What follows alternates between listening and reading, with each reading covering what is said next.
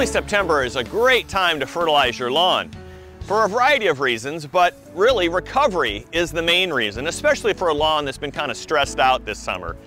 Really, the conditions that you're going to be receiving and the lawn's going to be getting in September and October are going to enhance its regrowth. And anything you can do, like aeration and fertilization, is going to make a big difference to help out its recovery process.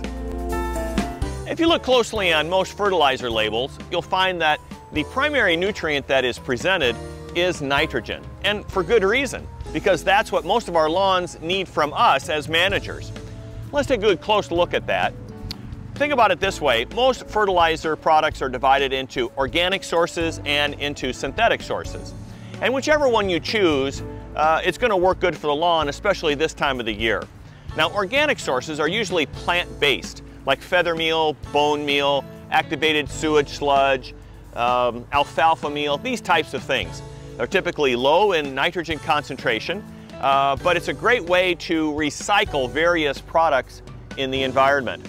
Synthetic sources are also good for the lawn, and again, they're a little bit more concentrated and usually a little bit less expensive.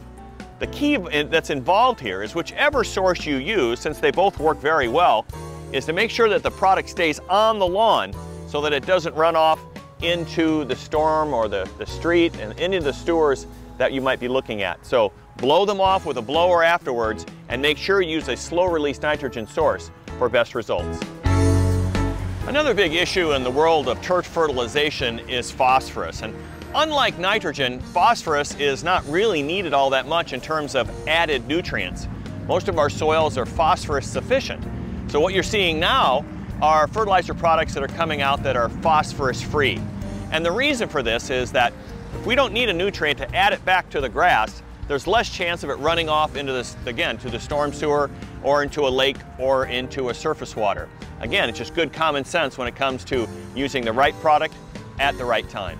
So now is a great time to fertilize the lawn, but it's not the only time to fertilize the lawn.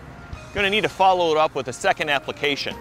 And that second application is about 2.5 months after the first one in mid-November. And that should work good for most Nebraska locations.